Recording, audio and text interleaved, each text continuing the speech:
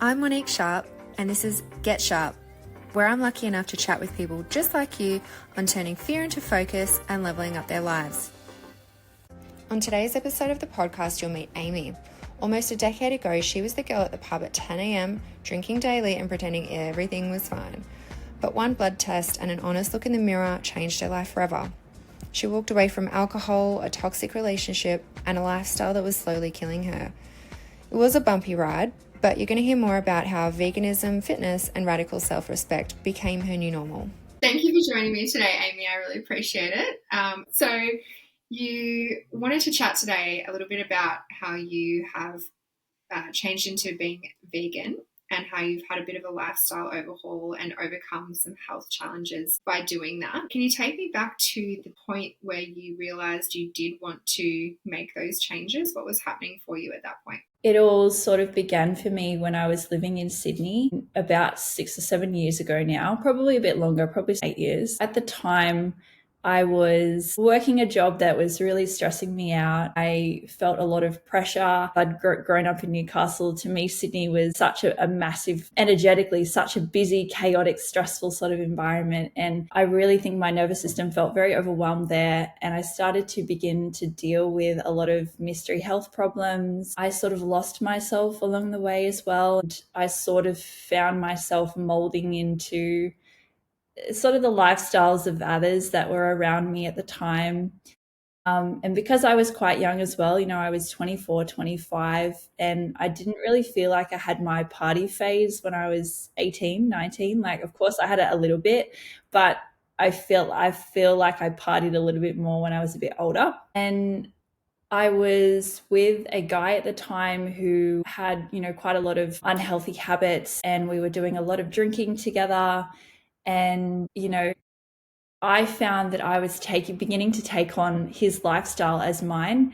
And I sort of slipped into his habits, and I became quite a heavy drinker as well. Whereas before, it was just the Friday, Saturday night things, but then it turned more into like an everyday drinking kind of thing. And I found myself consuming like 3 or 4 beers a night, and I was spending my whole weekends at the pub drinking, and it became my new normal, and that was terrifying. And I remember just being on the phone with my mum once, and she was asking me what I was doing today, and I found myself kind of needing to lie about what I was doing, because there was this internal part of me that was like, what the hell are you doing? Like, you actually have to lie about where you are and what you're doing, because people are going to be asking questions like, why are you at the pub at like 10 a.m. on a Saturday? And I kind of wanted to deny that part of myself as well and be like, it's fine. Like, there's nothing wrong with having some drinks and stuff. Like, I can control myself and whatever.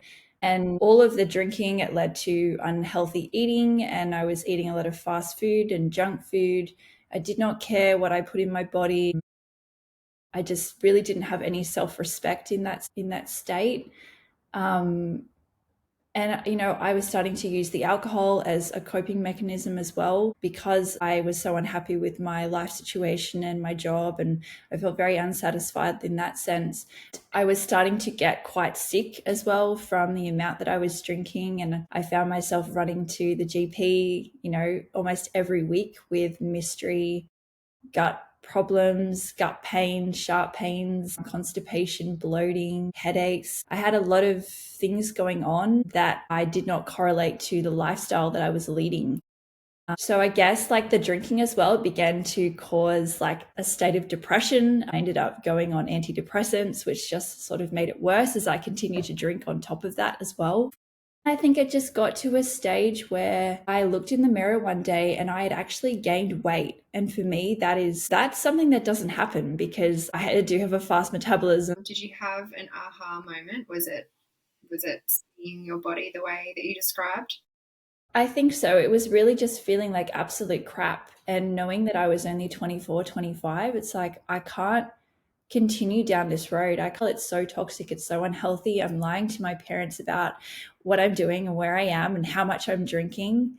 And I'm defending it in a way. I remember going to a doctor's appointment as well one day, and he told me that I had elevated liver enzymes, and if I kept up what I was doing, that I was going to have, liver damage and a lot of issues with my health. So I think I was really starting to wake up from that moment I got the diagnosis with the elevated liver enzymes, seeing my body in the mirror and really so unhappy with what I looked like, and also the way that I was feeling as well, just so disconnected from myself. I started to realize like I do not want to be on antidepressants for the rest of my life. You know, it was a very like awakening moment. I decided that I would end the relationship, and I really wanted to do just a complete 180 on my health. I wanted to completely leave alcohol behind. I wanted to leave all of the junk food, the addictions, everything that was chaining me to this reality that I didn't want. I didn't have anyone that came into my life that inspired me at that particular time. It came internally, like that drive and desire to do better because I can be better than this. Very self-aware at such a young age to make a decision like that and to have the confidence in yourself that you will follow through with making those changes and be different. A lot of changes to make all at once, particularly to break up with your partner at the time. Yeah. Yeah, it was. What were the steps that you took to start implementing those changes? Like, talk me through that. I would say the first thing that I did was to work on my physical body. So I was so determined to get into great shape and to feel really good. So for me, number one was going straight to the gym. And I had not worked out in such a long time. I didn't have a gym membership or anything like that. So straight away, I just decided that I would jump in cold to a gym, and I went hard. Like I went straight into like training 5 6 days a week. It's just crazy to think of, like now thinking back to how it all switched so fast for me. I was using it as well to help me recover from the breakup as well. So for me, that was a way to really, I wouldn't say distract myself, but it was a way to sort of just cope with finding a new purpose and filling my time up with something, because being with him and all of the toxic habits that I picked up with that, it meant that I actually didn't have any friends. So as soon as I left behind him, the relationship, the drinking, and that lifestyle, I actually realized that I really had no one in Sydney. Wow. And I was completely alone. So I used the gym as a way to build new friendships and connections, and to really just focus on myself fully, to have this goal and this vision. So the gym was like my single point focus, and the gym felt like my new home because it was where I could connect with people. I felt like I could build a bit of a community, and I became, friends with the personal trainer that worked there. He became a friend of mine. That I would see every day. I had no strength, and I just wanted to be strong and powerful. I just wanted to get that power back, really. And then from there, once I'd sort of built up my strength, and I felt more confident about the way that I looked, and I felt so much better. I went to the Bondi Outdoor Gym. It's right on the beach at Bondi Beach. It's just the most scenic outdoor gym. There's so many people there that are just so into health and fitness, and it was just the perfect community that I needed at the time, which was so special because it was something that I felt was really missing from my life for such a long time, with friendships and feeling like I was a part of something that was actually healthy, and it was not damaging myself, it's actually improving myself. And from there, I met my friend Dave, and he was a personal trainer. He'd been vegan for 6 years, I think, at the time when I met him. And he was just the epitome of fitness, like so tanned, so muscular, full six pack, super lean, so strong, could hold these crazy handstands, do all these crazy moves. Yeah, he was vegan. He was just eating a lot of meat at the time, I think, because, I became very obsessed with like protein because of fitness. My standard diet was just meat and vegetables. He was that pivotal person in my life that really, I think, like was the domino effect of where I am today. I think he's that one person that really just set me on my course. What was it that really caught your attention about being vegan? Was it because it was so different and it was something you thought you wanted to try, or did it have to do with ethics around animal safety and animal treatment, etc.? I think for me, it was the health side that was the most inspiring part, Mm-hmm. because for me, it really got me questioning all these beliefs that I had around veganism and a plant-based diet and fitness. I was still living in that brainwashed world of, you can't be strong without meat, and you need your dairy, and You can't have the body that you want without the protein because you just can't build the muscle and blah, blah, blah, blah.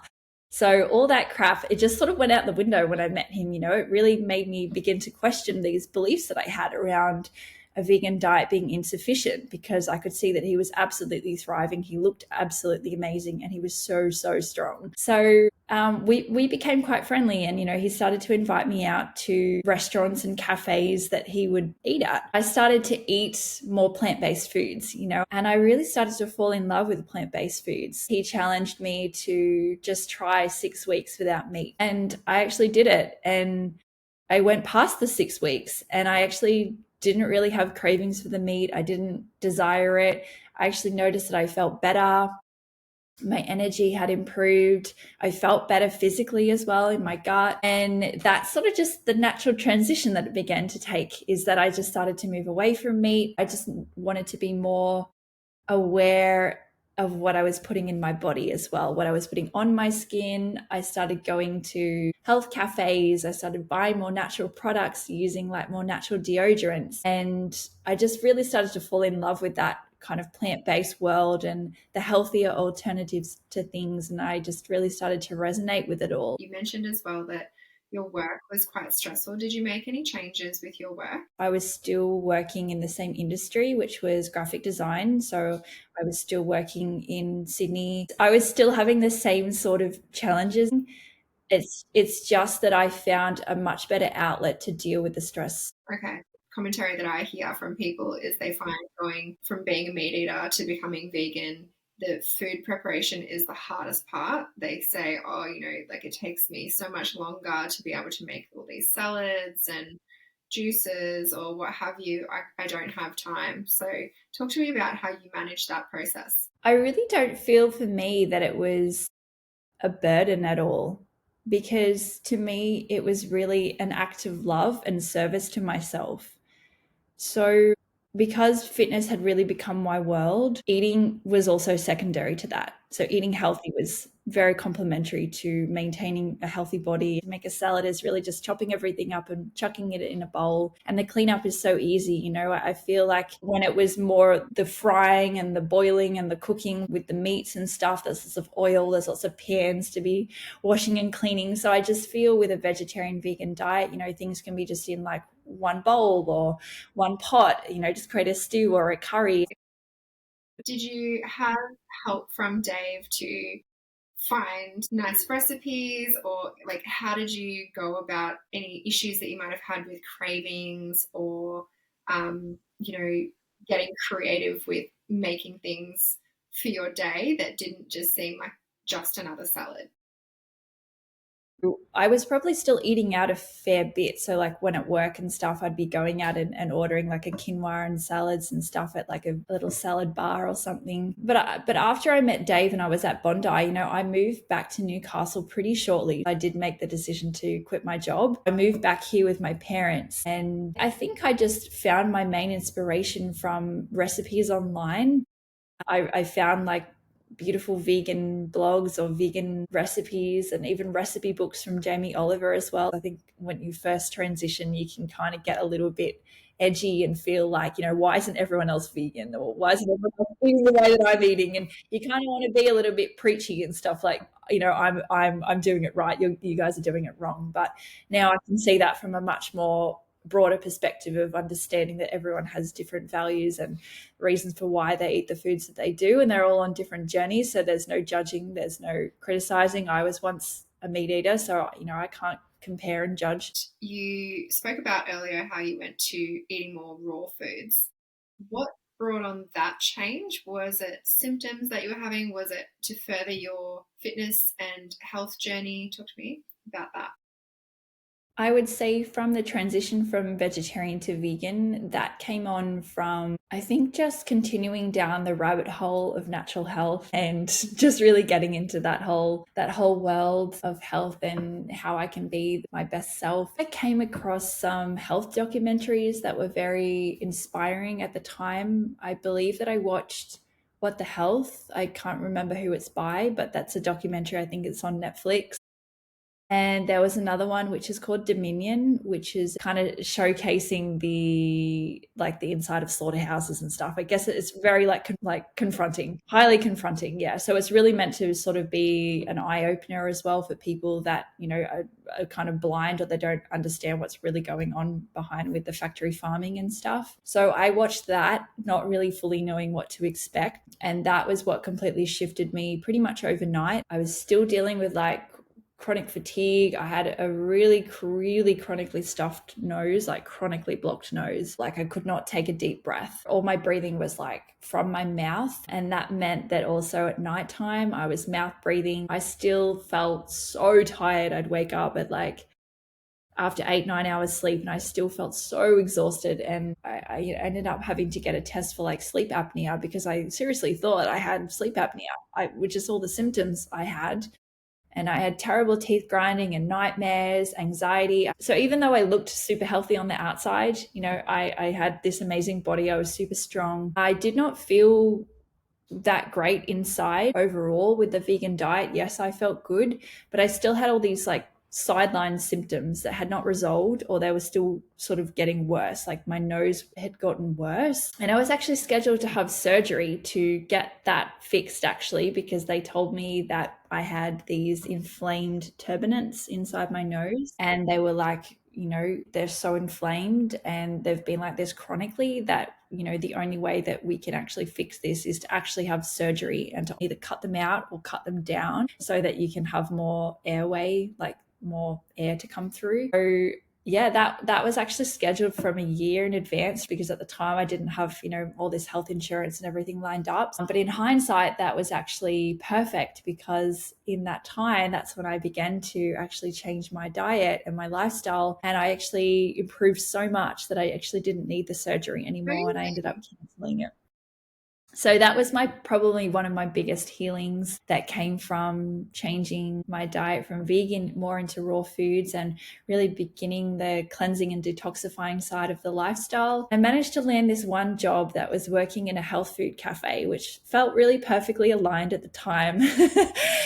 And it sold all vegan and raw vegan desserts and raw desserts. And I was like, oh my God, what the hell is a raw cheesecake? So my role at this job was to do juicing, actually. People would buy these 3-day juice fasts and stuff. And it's at this point, it was also new to me. I'd never really juiced. I couldn't even fathom what a juice fast was, or even a 3-day juice fast. That sounded crazy to me, not eating any food for 3 days. It's how could someone do that? I became so into juicing myself in my own personal life, and inspired me to get my own juicer as well. So I'm starting to consume quite high amounts of green juice, fruit juice, veggie juices. And next minute, I start to break out in acne. And this is how my whole acne journey sort of happens. And before that, I didn't really have any major skin problems, especially when I was eating very unhealthy. My skin actually looked quite good. It looked quite healthy and clear on the outside, but internally, I was a complete mess. But when I started to incorporate these juices, I'm actually starting to begin to almost purge. I was so confused as to why, I'm eating so healthy, I'm vegan now, and I'm juicing. Why do I have skin problems? So I'm who even goes through acne at 27? It just broke out on one side first on my cheeks. And then I went through a really stressful period where this ex-boyfriend, the one that kickstarted this whole health journey and fitness journey, I actually found out that he passed away. And he died in really horrific circumstances. So sorry. And I found out in a really kind of just icky way. It was just his friend messaged me on Facebook. So it just wasn't in a nice way. And to be honest, when I read the message, I didn't even really believe it. It actually affected me a lot. And I was really devastated. And I think that whole stress and just learning what happened, it just flared my acne up like crazy. Did it make you want to stop doing juices? I'm not sure if I even correlated it to the juicing, thinking it was that. I don't really remember my thought process at the time. I just know that I was so confused about what was going on, because I saw myself as eating the cleanest that I'd ever had. How long from that point did it take you to find that your skin improved, or did it not? I think I saw a Chinese herbalist, and they gave me some like herbs and bitter stuff. And I don't think that really did anything. So I started to just look for alternative ways. Eventually, I think my parents were the ones to kind of force me to go to see a dermatologist. I really did not want to go down that typical conventional route. I just saw it as like a band-aid solution and that it was not really actually getting to the root of anything. So I was given a very blunt response. Obviously, she did not believe that, there was anything else but these hardcore pharmaceutical drugs that would actually affect and heal your skin. So I felt already very misaligned, unseen, unheard by her. But it kind of kept me even more determined that I would heal this naturally and I would not go down that path. So I remember getting on social media. I think that was my main outlet that I looked up for information. And I was looking for skin healing, acne healing. And that's when I came across the medical medium, if you've heard of him. Yes.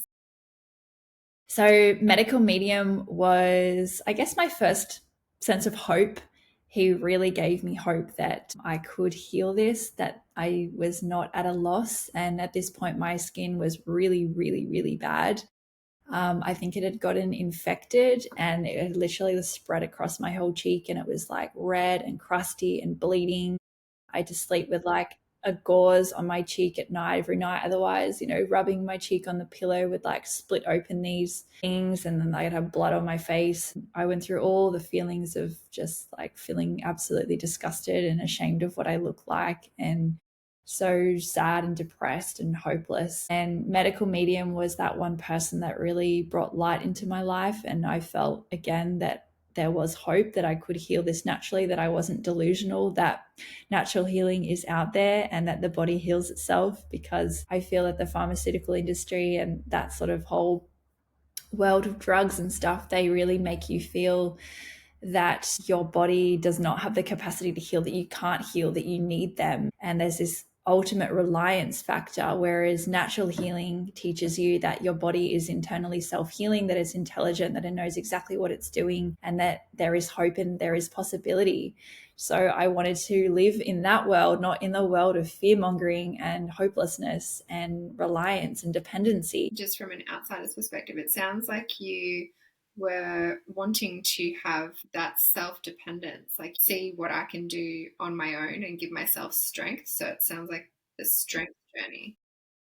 I think that's what it was. I wanted to do this to really prove it to myself and to prove to others that this is possible, that people can heal themselves. The body is so intelligent, so powerful, and I'm tired of being told that we're not enough, our body can't heal, you're stuck with this forever, you just kind of have to deal with the pain and symptom manage. Medical medium's information is what helped me to bring more like life force energy into my life through foods. Medical medium was the one that inspired me to buy my first juicer, and it became a daily habit, I guess. I started shopping at the farmers markets, which I hadn't been doing prior. So I wanted to make sure that the food that I was eating was the cleanest food that I could find, that was locally grown, low in pesticides, low to no pesticides. And it just felt really good to support local businesses as well, as opposed to, supporting these big,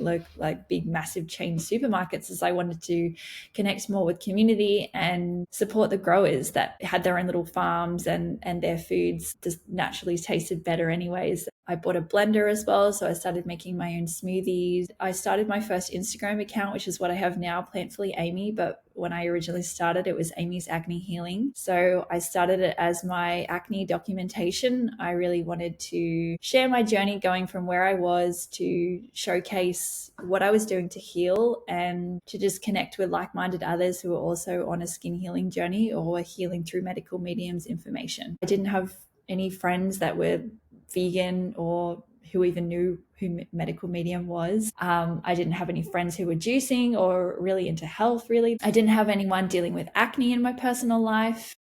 So that was really my hub that really made me feel connected, made me feel seen and heard, that it was safe to show myself. And it was very vulnerable posting pictures of my skin, because deep down I was so ashamed and embarrassed of what I looked like, but I did it as a way to also find confidence in myself and also make others feel less alone, because I think a lot of people are so afraid to, especially if they have something visible like a skin condition, they just want to hide it and cover it up with makeup and pretend that they don't have it and act like everything's fine. But it's really, you find the most authentic and deepest connections when you actually are your vulnerable self and you expose the parts of yourself that you're so afraid of people seeing. So for me to post pictures of my skin so raw and so painful and so shameful, that's how I actually brought people to my account and started to build relationships and build friendships with people that were also suffering and so afraid of their own skin, their own journey, and felt like they had no one to talk to. It's so interesting, social media as a platform to connect and create community, because I guess, it was first designed to be that, and then it evolved into something quite negative, being very fake and presenting the best of everything, as you say, and not sharing those vulnerabilities. But somewhere underneath there, a current began where people started to share stories such as yours. That piece about community, as you say, is so integral to somebody's well-being, strength as well, and healing. Sometimes it can be really hard in your own immediate community or the area in which you live, because you don't exactly go up to a random stranger and say, hey, I have this challenge. It gives you another avenue where you can find others like that. And that community aspect is so incredibly powerful and reassuring and supportive, and it can turn those negative challenges in someone's life into something empowering. Yeah, absolutely. I felt that we were like a close-knit group of friends. We were all sharing our struggles and we were learning from each other as well, through our posts and through our sharings. What are your thoughts on online platforms being both a place for sharing positive information or useful, correct information versus potentially sharing information that's not necessarily accurate and could be self-harming? How do you navigate that space, and what are your thoughts on that? Yeah, I guess it's hard because I feel like social media now is like a mixed bag of everything. You don't know what the truth is and what's false, but I guess you just have to use your own discernment as to what is resonating with you, because there's always going to be information out there. Perhaps somebody could go to social media and they are feeling very vulnerable and they're taking on information that is perhaps taking them down a garden path. They feel like they resonate with it, but it's taking them down a garden path that might not deliver a great outcome for them, because they're desperately seeking something to help. They might be taking in pieces that are not actually going to help. Like, how would you advise somebody to choose more wisely or be a bit more careful about what they're selecting to engage with online if they're in a vulnerable state? I guess what is feeling right, what doesn't feel right, and also based on experience as well. Like, you can take on some information, you can start to apply it, and if it's not working for you, it's probably not right for you, because I don't think there's the whole one size fits all approach, especially to health. I mean, especially on your podcast as well, you've been interviewing people with all different stories. Some have been healing, and it's crazy. Some people can heal very well through a raw vegan diet, other people using a carnivore diet to heal. So I really think it's what is true for you is going to be your experience. So if you're really believing in something and you have faith behind it and hope behind it, I feel like there is value in that, and that sometimes that can work for you. It's all about what you believe in. It sounds like what you bring to people is really that loving support. It's that patience. It's that experience and trial and tested methods. You are a living example of what you're sharing, and you're still in that space. And that's, I think, really inspiring to a lot of people.